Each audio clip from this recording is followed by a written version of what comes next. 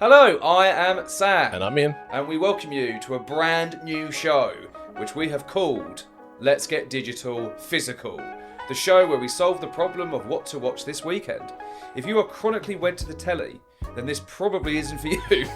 But if you're not, and constantly struggle to find things to watch, then this is the show for you. We're problem solving. That's what we're doing. We try. That's what we do. Yeah, It's it's our really hard purpose. to come up with problems to solve Yeah. when you talk about movies all the time. It's true. We've taken a look back to see what's hit the streaming services over the last 3 weeks, as well as dig into the latest physical releases to add to your movie library. Ian, what's been going on in the world of streaming? There's a few bits and pieces that have been added here, there, and everywhere. I think there's been some fun stuff. We've got a couple of bits coming up on the horizon, which will be interesting.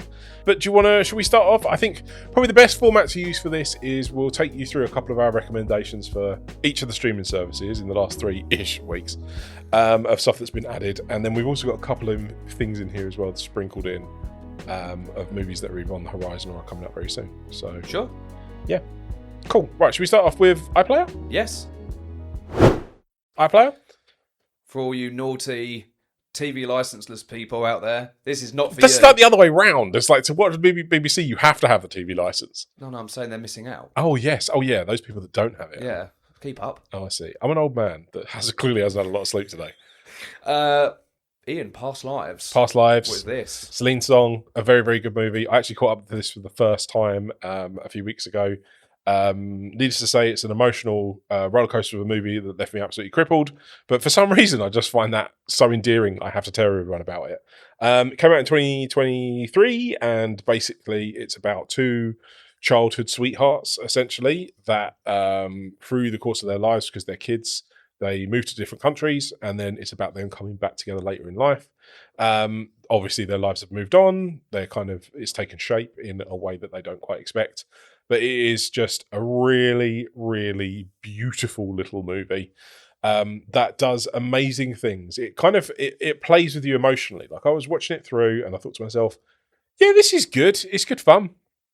It's like it's got a nice story, and it kind of plods along. It's very gentle. The two characters kind of reconvening, talking to one another, and getting to know one another again. And then the last scene happens, and I was left sobbing for 25 minutes in the dark by myself. So yeah, like if you How want, is that different to any other evening? I mean, I did the same thing at the end of Endgame. So what am I going to say?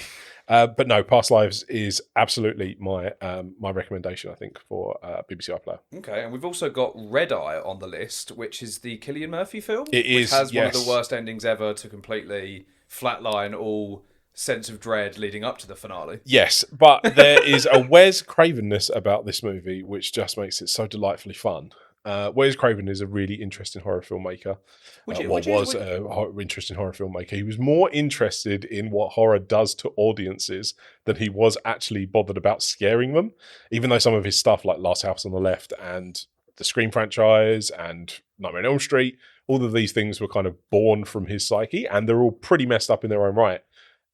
He's always been much, much more interested in how we as a society deal with things like violence and what's shown on screen. And Red Eye is a really interesting version of that. Yeah. So, would you say Wes Craven is one of your underrated gems? Because you do mention him every so often on the pod. Yeah. I think because he was a voice in horror that wasn't just trying to scare people. He was trying to say something through horror. Yeah.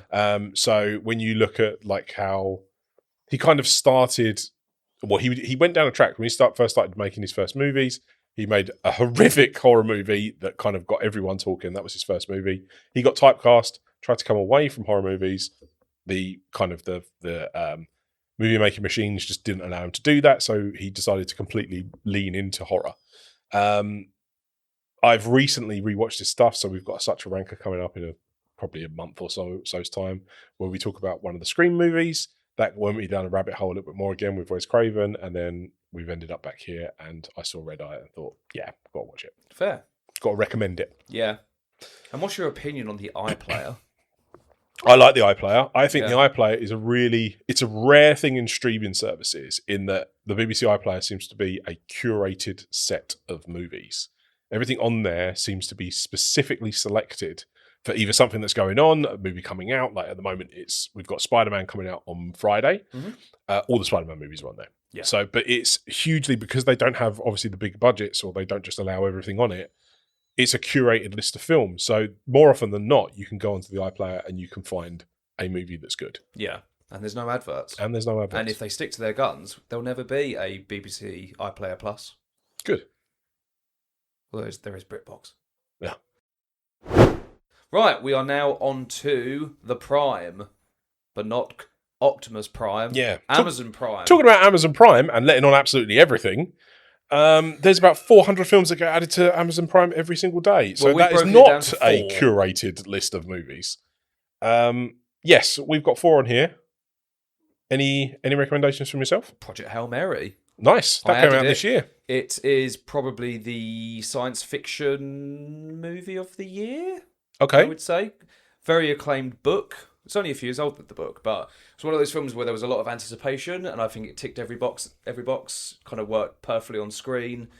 Andy Weir, right? The guy who did The Martian. Yeah, it's a bit long. Probably a little bit too long for a lot of people, but it was a big success at the box office. Ryan Gosling continues his great run. I don't know if it'll have the same impact on streaming services, which, I mean, we could probably discuss the idea that I'm sure a 4K steelbook version of this film is not far around the corner. So I don't know whether people would want to watch it straight away or wait a little bit longer, pay a little bit more money to get a better deal, better offering of the movie. Yeah. But that would be my prime pick. Okay, cool. I'm probably going to go down the route of I'm going to pick a weird one here, and a film that I know is really divisive. I'm going to go with Baz Luhrmann's Gatsby. This was added. It's not bad. I think it's so much fun. I love the book, by the way. I adore the book. Project Hail Mary? No, Gatsby. But I suppose actually, yeah, a lot of people love the book. The Project Hail Mary, that's why it was so highly anticipated. But no, I really like what Luhrmann did. He just made it absolutely mental. I really like DiCaprio in it. The narration's kind of a bit all over the place. I think it's really ham-fisted in terms of trying to layer any form of analogy or metaphor. Baz Luhrmann is the ultimate. He's the personification of style over substance. But sometimes you need that. Yeah, but sometimes I like things to care about. Yeah, I don't want to watch an Elvis film and just be completely overwhelmed by colour. I think there's stuff to care about. I think like the Gatsby story is kind of enduring in that sense. Like it will be around for forever. This is the one film, I am a Tobey Maguire apologist. This is the one film where I can kind of understand why people think that he's rather bland. DiCaprio is very good. I think everyone's really good in the film. Everyone's really good. Other than Tobey Maguire. Yeah. It's just, I always feel like with a Baz Luhrmann film, if he didn't direct it, it might be good. Yeah. Fair enough. But, you know. Fair enough. I still like it. It's still a recommendation for me. Disney Plus. Did you ever like... That literally, I don't think anything has been added to this service in the last month. No, I have. I found some things. Did you find some stuff? Yeah, I found two. Oh, okay. What did you find? I found... Apart from the... free. just before we get into recommendations, have you seen this thing that gets advertised at the moment about Tom Hiddleston doing a Pompeii documentary? I nearly put that on here, but I didn't in the end. Oh, have you seen it? No. Don't watch it. Is it bad? Oh my goodness. It's one of the most irritating things I've ever seen. What, his voice or the... No, so they kind of try and dramatize it. So he is both the presenter, but also acting like Robert Langdon from the Da Vinci Code. So like the whole thing is just like, what's happening? And like, I don't get it. I just don't get it. It must be like a new way to present history, or perhaps they're going down a different route. I do not get the way that this has been presented. I found it more irritating than anything else. I'd have much preferred to have watched Tom Hiddleston as Robert Langdon delving into Pompeii. You'll have it sometime. But hopefully so, because clearly, this is it. But I didn't know this, but Hiddleston is like a huge classicist. Yeah. So he knows everything about like Pompeii, and he's hugely inspired by it. He is. I know you don't like football, but everything that he delves into, he does it with such like art. Like he was talking about the Arsenal run-in last season, and he did it in such like a Shakespearean way that I was like transfixed for about 20 minutes. Well, I think that's why he's on this, because at one hand you watch it and you kind of go, yeah, actually, if he brings the same thing to like human geography, as Attenborough's done to nature, then I'd be like, I'm on board. This guy's got my money, right? His voice is like, and he's got good charisma. He's just great for that type of character. We ever do Tom he Hiddleston, actually has done a nature documentary, hasn't he? I think he's done quite a few. Did you do? I think he's probably going to be the next Attenborough voice. Yeah. In that sense, but he's got the chops to be. If we ever do a one credit, we'll definitely delve back into this. Yeah, but no, that's just as an aside. That thing got added to Disney Plus. I've got 3 Disney Plus movies that you would recommend. 2 originals, okay, and 1 from the cinema. Okay, and I wouldn't recommend 2/3 of it. Okay, but they're there because they're the only things that have been added to Disney Plus. So we've got a film called Descendants: Wicked Wonderland. Okay, which sounds like a joke. Sounds like is this a straight to DVD? This is a straight to Disney. Okay, have you seen this? Of course I haven't. No, why are you recommending it then? Well, it's for our listeners. Okay, so we're just going to come and bring up because I mean, if we'd have done that for Amazon Prime, we'd been here for 6 months. Yeah, because in the last 3.5 weeks they've added 700,000 movies. Well, Disney of stuff like Pirate Nado and things like that. So we've got Descendants.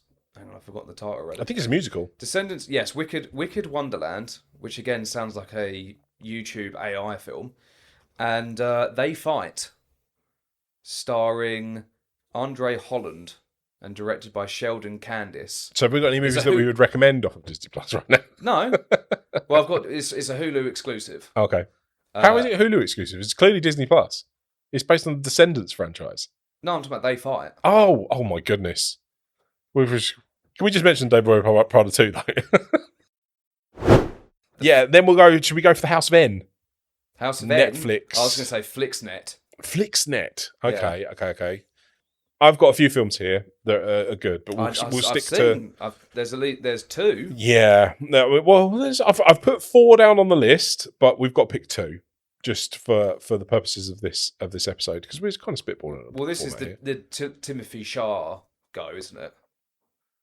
Sorry, Timothy Chalamet go. Doug Liman. What? I'm so confused by what we're trying to say. Have I lost my own reference? You put a film called Go. Oh, Go. Yes. Oh, yes. Doug Liman. Yeah. Sorry. Yes. Yeah. Well, that's my pick because Go should be watched by the masses. This is why Netflix and streaming is brilliant. Yeah. Because these little films that if there was no streaming would probably just be lost in the VHS era. Yeah. They always kind of have a place. Yeah. Even though they're not around forever.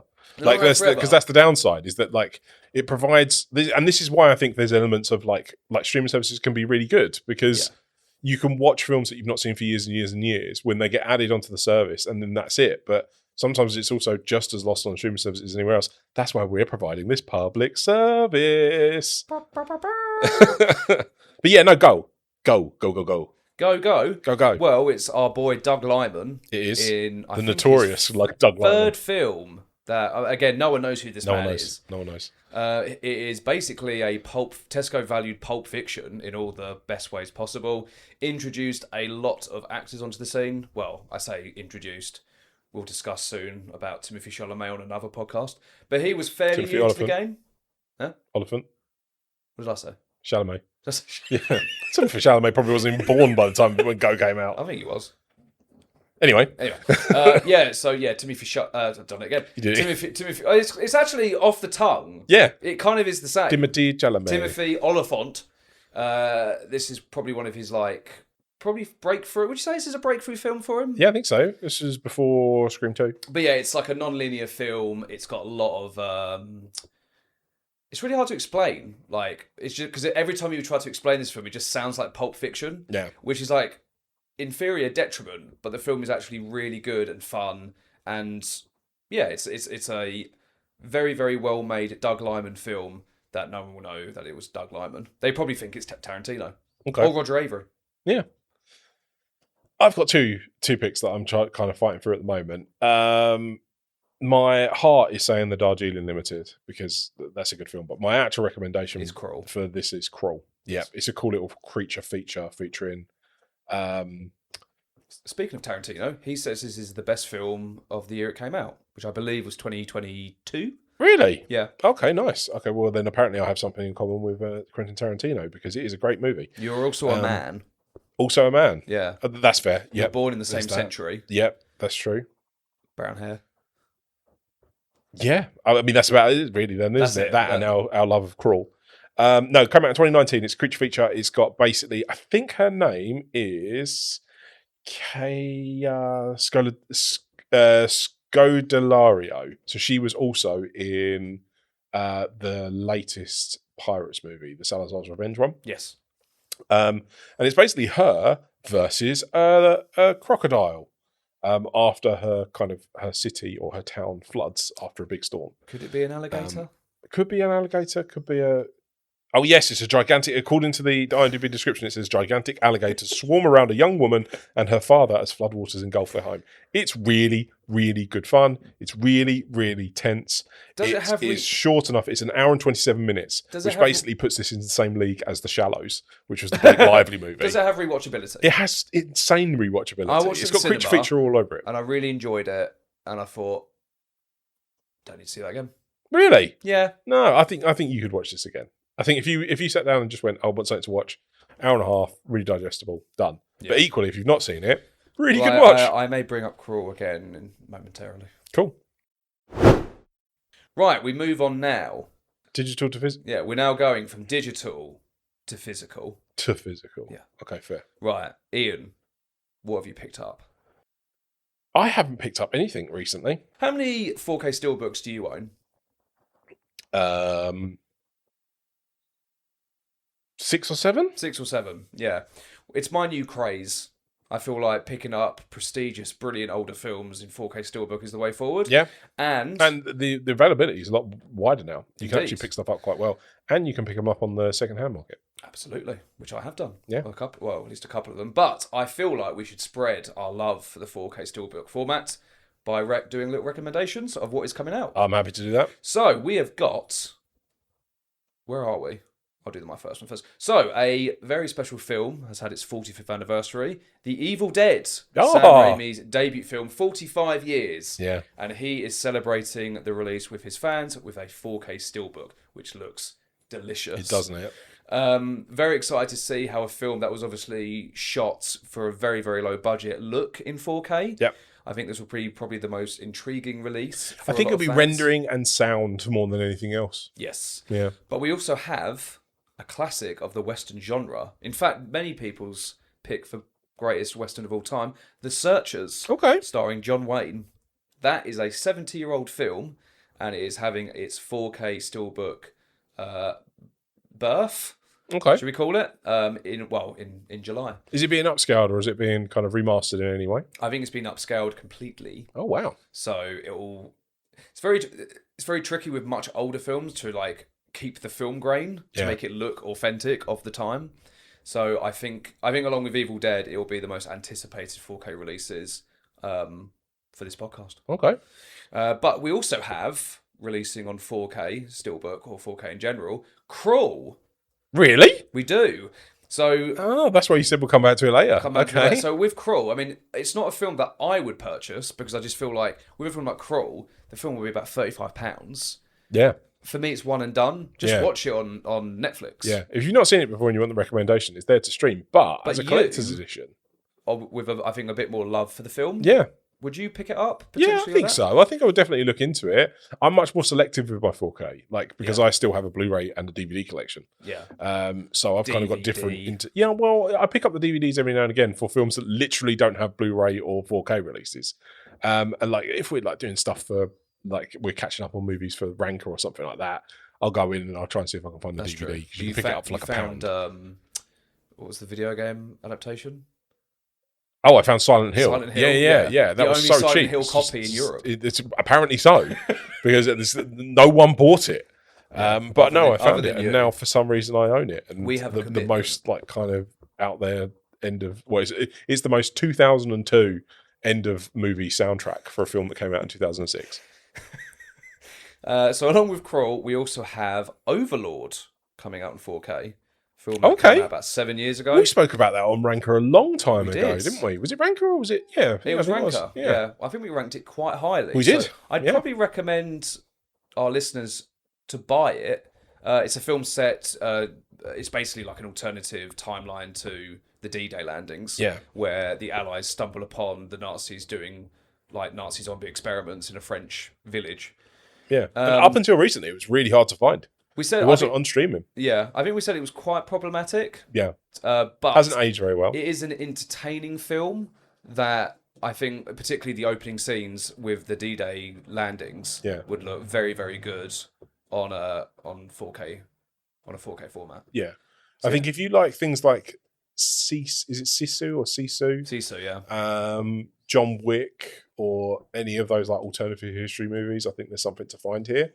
But I mean, for physical collectors, I think it's definitely a good one to have on the list as well. A rarely unseen movie that's getting quite a big release. Thank you for joining us on the debut episode of Let's Get Digital Physical, a show where essentially we just want to solve your problem. And have a good time in the discussion of streaming and physical media, because there's a lot of negativity around, sometimes fair, but we thought we'd, give it a positive spin. Yeah. So we thought we could have a good time with it, see the best of both worlds. Yeah. But thank you for tuning in, and we will see you next time. See you in a bit.